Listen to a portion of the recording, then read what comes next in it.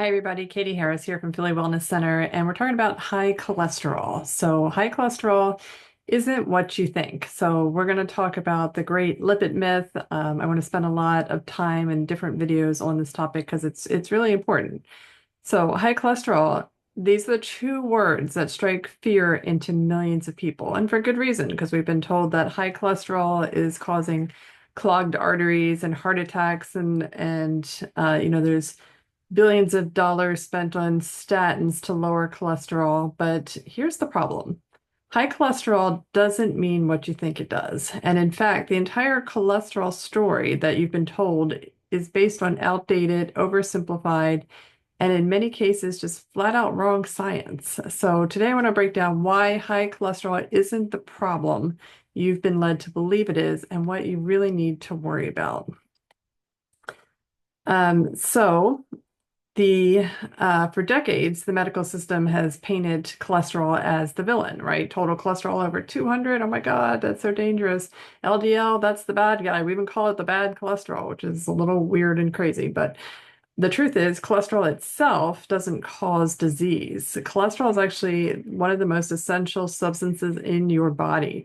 Every cell in your body contains cholesterol. Without it, you literally cannot survive. If you have no cholesterol, you just die.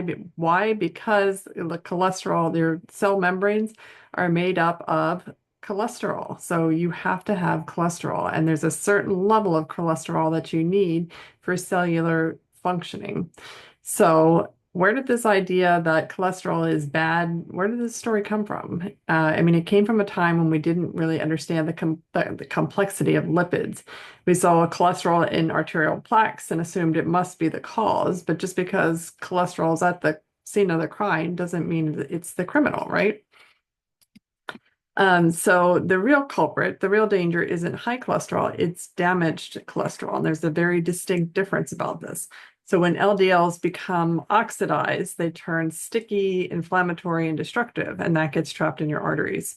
But if your LDL is healthy, functional, and protected from oxidative stress, it's not dangerous, it's actually vital. So instead of asking, how high is my cholesterol? The better question is, what's happening to my cholesterol once it's in the body? So, you know, the in the oxidative process, and you see that here, the oxidation is a chemical process that happens just like rust on a car or rust on any type of metal object. That is an oxidation, and that's exactly what happens in the body when you have, let's say, you eat a lot of seed oils or vegetable oils or um, artificial preservatives and that kind of stuff, additives that they add into foods, chemicals that sprayed on our foods. These types of things cause oxidation in the body and they oxidize the LDL particles. So this is where most lab fails us, right? So your provider is probably looking at three things: total cholesterol, LDL, and HDL. But those numbers are crude and misleading. They don't tell you how oxidized your LDL particles are, right? They don't tell you if your HDL is actually functional. And they don't tell us whether your triglycerides are too high, signaling metabolic dysfunction.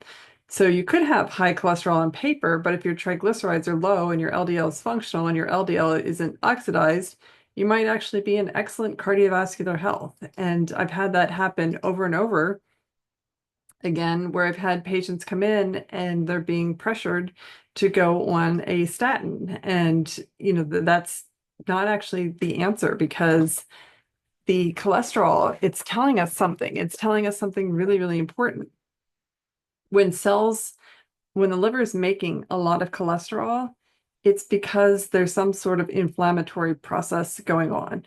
Think of it like an analogy with a car, right? So let's say you have a car and the tailpipe is spewing out black smoke. Well, what are we going to do about this? The logical thing should be is, why is the car spewing out black smoke, right? So if you think of black smoke as the biomarker, um, the answer isn't to just, hey, why don't we just plug it up, right? And then the black smoke stops coming out of the tailpipe. That's what statins are doing. So we're reacting to a biomarker that is trying to tell us something of what's going on in the body.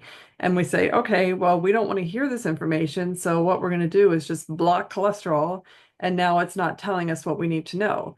But you haven't changed anything because cholesterol is not the problem. Cholesterol is responding to a problem, just like the black smoke coming out of the car isn't the actual problem. The problem is it could be bad fuel, right? So maybe we need to change the type of fuel we're putting into the car. Maybe you're putting diesel in a car that doesn't use diesel. Whatever the case may be, that black smoke is coming from residue that's being generated because we're using bad fuel. So if you just plug up the tailpipe, you stop the black smoke, but it doesn't mean the black smoke isn't being created. It's still being created. It's just being diverted. It's going somewhere else, right? So the biomarker is going to show up in another number, another problem, another issue. And you see that with all the side effects that you get when you're on statins. And generally, people that have really low cholesterol don't actually feel better. The people that look and feel the best have a cholesterol level around 200 to 240. That it done in population-based studies is the absolute best place that you want to be. So, the great lipid myth here is, this idea that lowering cholesterol automatically lowers your risk. And pharmaceutical companies have built billion-dollar industries selling drugs that lower cholesterol. And guess what? They absolutely work. They work beautifully. But what you should be asking is, why do I want to lower my cholesterol? Like, why? Because your cholesterol is a precursor to testosterone, to estrogen, to cortisol production, to vitamin D production, to CoQ10 production. It supplies all the cells, the cell membrane. If you don't have a fully functioning cell membrane, now you get oxidative stress. So why would you want to block that, right? It's killing the messenger just because they're telling us something is going on. So lowering the number doesn't actually fix the problem. In fact, aggressively lowering cholesterol with statins can reduce hormones, damage mitochondria, and strip you of your body of your resilience. So now you're more susceptible, and this has been shown over and over and over for 50 years in studies that low cholesterol is correlated with increasing rates of cancer. All right, so the truth is cholesterol is only dangerous when it's dysfunctional and really low, like under 180. So high cholesterol in the right context might be protective, especially as you age. And even people with familial hypercholesteremia, when their LDLs are up in like 200s, 300s, their cholesterol is 400, 500, they have better mortality rates than people with a cholesterol rate of 120. So first thing you want to do is stop obsessing over your total cholesterol level. So that number is meaningless. It's telling us a story about your body. And it's saying you need to look deeper and look at more things than just cholesterol. So it is signaling that there's an issue, right? When you have a cholesterol at 300, there's some sort of issue going on here that we need to talk about. And that's what we need to be exploring.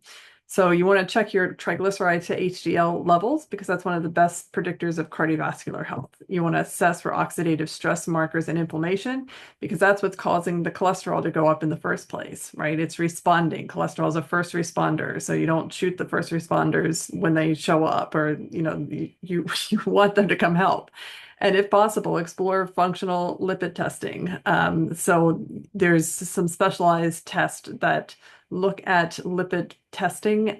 So I look at not only cholesterol, but the three things that our membranes are actually made up of, which the main three things anyway, which are cholesterol, phosphatidylcholine, and plasmalogens. So if you want to know what your cell membranes look like, and you should, because that is basically the house of your cell, and you've got 37 trillion cells.